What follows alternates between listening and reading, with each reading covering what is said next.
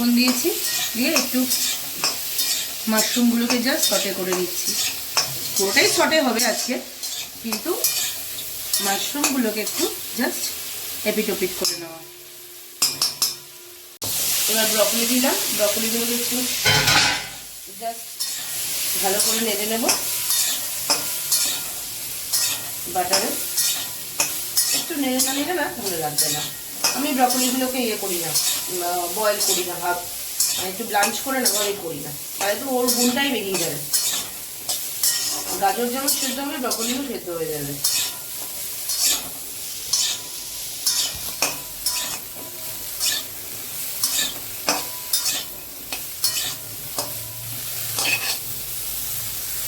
বন্ধুরা চলে এসেছি সানডে ইভিনিং, 1 কাপ গরম কফি ঠান্ডায় নিয়ে একটু চুমুক দিই। লাভলি হয়েছে কফিটা। এবার আজকে সবার ইচ্ছায় চিকেন সটে, তো দেখতে থাকুন চিকেন সটে রেসিপি। চিকেনটা মাশরুম বকলির পরে এসে গেল চিকেনটাকে একটু নেড়ে নেব বাটার দিয়ে।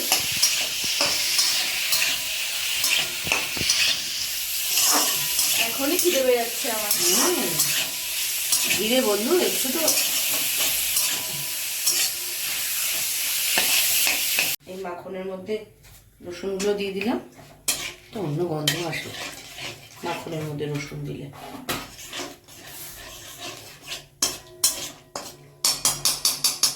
একটুখানি নাড়াচাড়া করে তারপর পেঁয়াজ দেবো।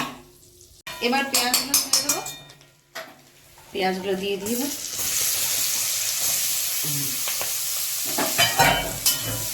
হালকা পেঁয়াজগুলো একটু ট্রান্সপারেন্ট থাকবে না, একটু ব্রাউনিশ হতে হতেই এর মধ্যে গাজর ক্যাপসিকাম পড়ে যাবে, একটু নাড়তে থাকতে হবে। হয়ে গেছে, এবার গাজর ক্যাপসিকাম বিনসগুলো দিয়ে দিলাম, একটু নাড়াচাড়া হবে। এখনো কিন্তু নুন দিইনি, এটা একটু নাড়াচাড়া করে নুন দিয়ে বাকি সবজিগুলো এবং চিকেনটা দিয়ে দেবো। তাই একটু আস্তে আস্তে ঢাকা দিয়ে সেদ্ধ হয়ে যাবে। আমি আগে থেকে ব্লাঞ্চ করি না, কারণ ব্লাঞ্চ করলে না সবজির যে গুণাগুণ মানে নিউট্রিশনটা বেরিয়ে যায়। আমরা খাচ্ছি তো সমস্ত সবজির গুণাগুণগুলোকে শরীরে নেব বলেই, তাই জন্য আমি ওগুলোকে ব্লাঞ্চ করি না। একবারে ঢেকেই এখানে ওর সেদ্ধ জলটা ওর মধ্যেই থেকে যায়। নুন দিয়ে একটু নেড়ে ছেড়ে এবার সমস্তগুলোকে দিয়ে দিলাম। আর সর্বশেষে দেবো হচ্ছে আমাদের আসবে হচ্ছে পেঁয়াজ শাক, রসুন শাক, সেটাও কেটে রেখেছি।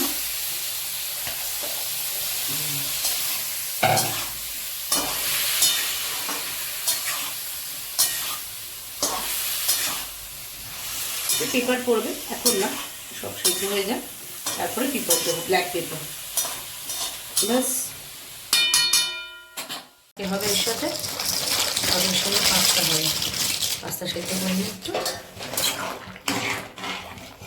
ম্যাকারনি।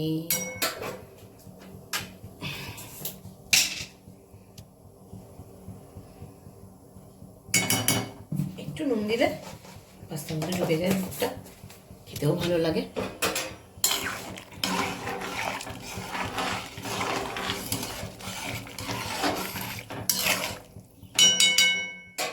ততক্ষণ সেদ্ধ ফিরে আসছি আপনাদের সাথে। আবার দিয়ে দিয়েছি, রসুন দিয়ে দিয়েছি, হালকা করে একটু ভাজা হয়ে যাচ্ছে।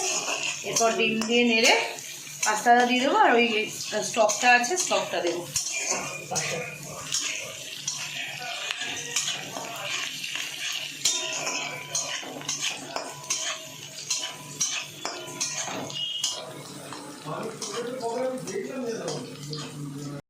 একটু নুন দিয়ে দিলাম হালকা করে।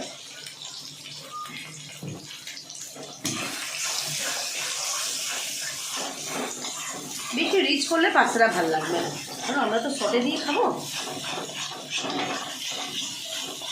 সেটা হালকা করে করা যায়, সিজনিং করলে খেতে ভালো লাগবে।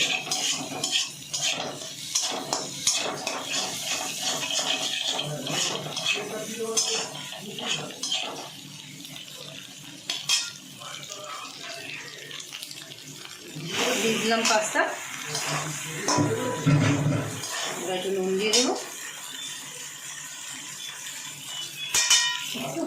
ছেড়ে দেবো।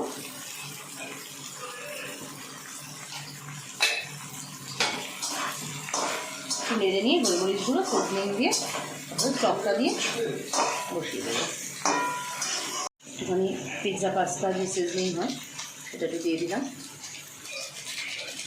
নাহলে তো আজকালকার বাচ্চাদের খুবই ভালো লাগে না।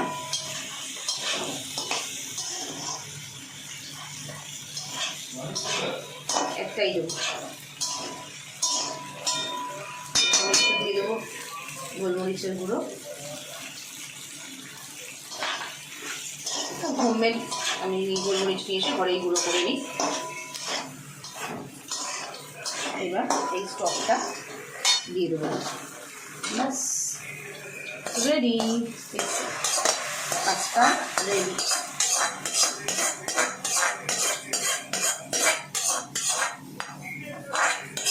High hi, good evening friends, it's dinner time. আমাদের রয়েছে আজকে পাস্তা আর তার সঙ্গে ভেজি চিকেন মাশরুম সটে, যেটা আমরা বানালাম, আপনারা দেখলেন এতক্ষণ ধরে, সেটাই এখন আমরা খাবো। তো একটু মাশরুমটা দেখি টেস্ট করে কেমন লাগছে। Wow, excellent, wow. ব্রকলি দিয়ে একটু দেখি। ও ডিলিশিয়াস। দেখি চিকেনটা কেমন ম্যারিনেট হয়েছে, মানে সেদ্ধ হয়েছে।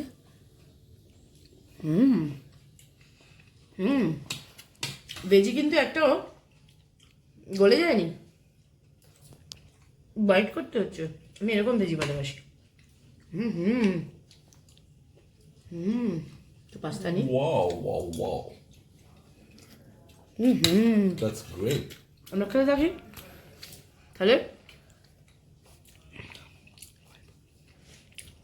এবার এসে গেল ice cream, ice cream. Butterscotch. After pasta আর ব্রকলি দিয়ে চিকেনের পর এবার এসে গেল butterscotch ice cream. What a day for us. Heaven heaven ice cream. ও কি দিচ্ছে ফাইন, আজকে, পুরো ইংলিশটানি হয়ে গেছে। খেলাম তো ইংলিশটানি। তাহলে বন্ধুরা, যদি আজকের ব্লগটা আপনাদের ভালো লেগে থাকে আর আমার রেসিপি যদি ভালো লাগে, তাহলে অবশ্যই রেসিপিটা আপনারা কেমন লাগলো কমেন্ট সেকশনে জানাবেন। আর করে দেখবেন, হ্যাঁ, এই শীতের বাজারেই করে দেখবেন। এই শীতটা থাকতে থাকতে আগামী 7 দিনের মধ্যেই করে দেখুন। অবশ্যই কমেন্টসে জানাবেন কেমন লাগলো। আর আইসক্রিমটা আমি একটু ভালোবাসি শীতকালে, কেউ কিছু বলবেন না যেন। আইসক্রিমটা এই সময় খেতে হবে, উইদাউট মেল্টিং, বিফোর মেল্টিং। আর যদি ভালো লেগে থাকে আজকের ব্লগস, তাহলে অবশ্যই লাইক শেয়ার কমেন্টস করবেন আর সাবস্ক্রাইব করতে ভুলবেন না। পাশের বেল বাটনটা বাজিয়ে দেবেন, তাহলে একদম সঙ্গে সঙ্গে যখনই যে ভিডিও আসবে বা ব্লগস আসবে আপনারা পেয়ে যাবেন। তাহলে আজকের মতো সবাই ভালো থাকবেন, সুস্থ থাকবেন। Good night.